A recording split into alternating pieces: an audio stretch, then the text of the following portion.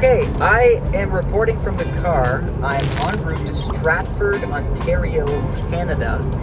And if this town of a few thousand people sounds familiar to you, it's because it's actually the hometown of one of the biggest international superstars in the world.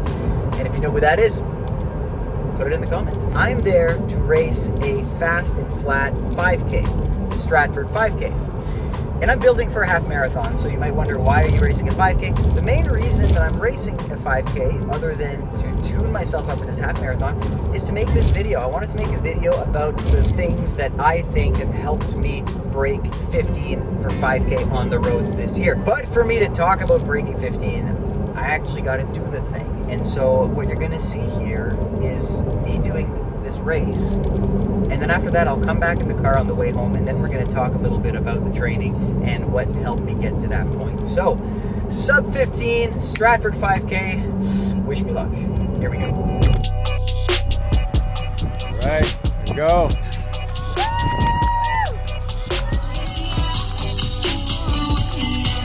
This is exciting. Here we go. That's it, dear.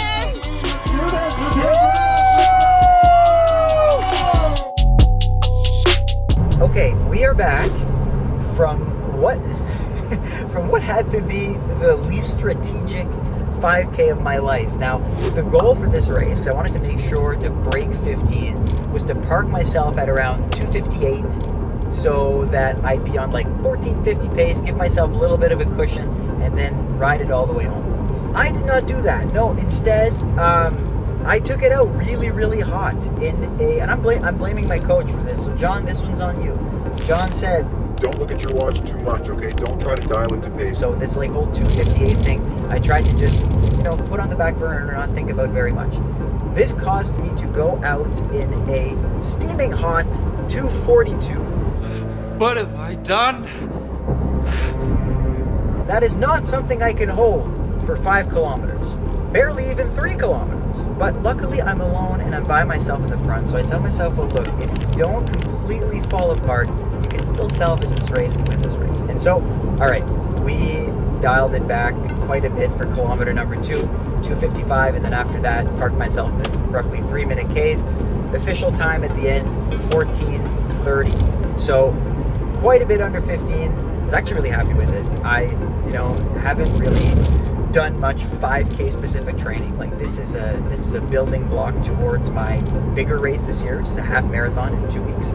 So to know that the 5K speed is very much there feels good. Okay, breaking 15. Look, I don't want this to be This is exactly what you should do if you want to break 15 video. because we're all at different places with our training. I've broken 15 in years prior, so it was probably a little bit easier for me to get there. But this is more so meant to be a view into my training, just so that you have an idea of what a sub 15 runner does. And that maybe eventually you want to compare it to your training, but that's up to you. So this year, and I've mentioned this in the Marathon Handbook podcast, there's been a big change in my training in that I've hired a coach. So I'm working off his training plan, and it's been going really well. My training is a lot different from what it used to be to break 15, because I think there's a myth out there that to run fast 5Ks, you need to do a lot of track work. That is not what I've been doing. I've been doing a whole lot of threshold training. Now, threshold tends to be a bit of a misnomer with some people. The way that I define it, the way my coach defines it, is The pace that you hope to be able to hold for about an hour.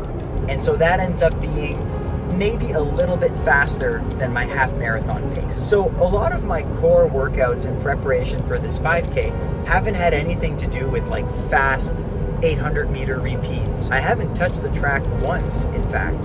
Instead, a building block workout for me would be something like 4 times 8 minutes at that threshold pace, with 2 minutes of easy jogging in between each.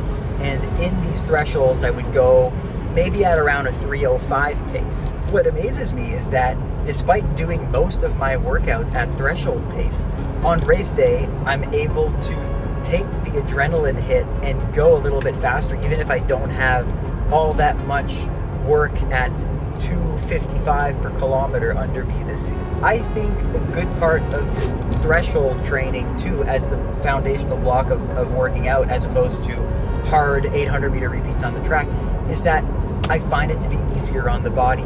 See, like doing a 4x8 minute workout is hard, right? It's hard on the lungs. You do get tired at the end, but I don't feel as beat up as I would feel doing, say, a 8 times 1 kilometer workout on the track. Now, that isn't to say that I haven't been running fast at all this year. So one thing that my coach added into like probably 3 or 4 of my weekly runs has been this like little mini fartlek breakdown that I do near the end of my runs, which is 1 minute hard, 2 minute easy running, 45 seconds hard, 90 seconds easy, 2 times 30 seconds hard with double rest, and then finally 4 times 15 seconds hard with about 45 seconds rest. The entire thing takes about 10 minutes. I don't completely hammer them. The idea is not to completely tire yourself out, but it's to treat them as a stride.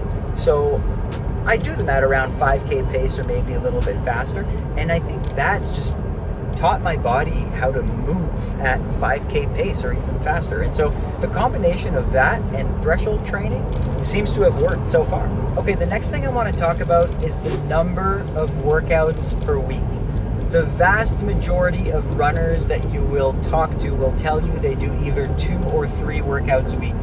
4 workouts, I'd say you probably have to be a type of professional athlete, and even then that sounds pushing it. Right now, I'm doing 3 workouts per week.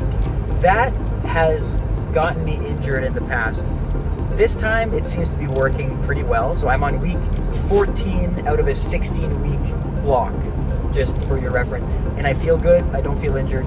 The reason I think I've made it this far while doing 3 workouts a week is twofold. Like I mentioned, most of my workouts are not like these all-out track workouts. The majority of my workouts have to do with threshold pace, and so I can do them and recover pretty well after them. That's one thing. And the other thing is that I've kept my overall mileage volume relatively down. Okay, that brings me to my next point, mileage. So I've been averaging roughly 85 kilometers per week in this build to break 15 minutes. I'm guessing that most people who are listening to this video are trying to break 15. It might be more of an aspirational thing. But I'm also guessing that a lot of people listening to this video might run more than I do. I've been pretty injury prone in the past, and so I think keeping it to about 85, 90 kilometers has been good for me right now. But I think the key is just to find the number where you feel like you're getting a gain every week, that you're working hard every week without absolutely killing yourself doing too much mileage. So for me lately, that's been 85, 90. My hope is that by next season, that'll go up a little bit as I get more used to the type of intensity that we're doing. The last thing I want to talk about is racing. You might wonder, how many times should I race before my goal race? I've encountered some people who only race once a season, and others who seem to race every weekend. I am a fan of racing at least once before my goal race. So if my goal race is, in mid-October, I'll try to get a race in 2 or 3 weeks before then. I also don't mind getting maybe 2 or 3 races in before my goal race. So for example, this fall, I've set up my season to have 4 races. So 4 weeks ago was a 5K. 2 weeks ago, a 10K. This week, a 5K. And then in 2 weeks is my goal race, is the half marathon. I find that 4 is a pretty good number for me. A little bit more and I start getting a little bit tired of racing, and I don't have the same fire. And too few races, like I've had blocks where I didn't race until the goal race, and that usually doesn't go well for me because I find myself not being prepared for the level of hurt that a race will bring. Like, a workout is supposed to be tough, but a race, if you do it right, sends you into a new level of pain. You need to be ready for that mentally. So I enjoy, having my goal race be the 3rd, 4th race of my season. So I hope these guidelines were helpful to you. And I mean, if you want to take some of them and apply them to your training, I wish you all the best. One of my favorite parts of doing this channel and engaging with the people who watch is that everyone is coming from a different place. Like, some people are slower than me, some people are faster, and that's kind of a fun way to exchange training notes. So comment, let me know in the notes what type of 5K time you're trying to hit, and maybe we can get into a training conversation, because well, it's kind of fun to nerd out, and also I'm curious to know what your goals are. So wishing you some fast 5Ks and maybe longer races. And yeah, if you race a 5K, don't go out way harder than what your goal is. It just makes it a lot harder for you. I can't feel my legs. So yeah. And I never lied to admit that I was wrong. I didn't see what's going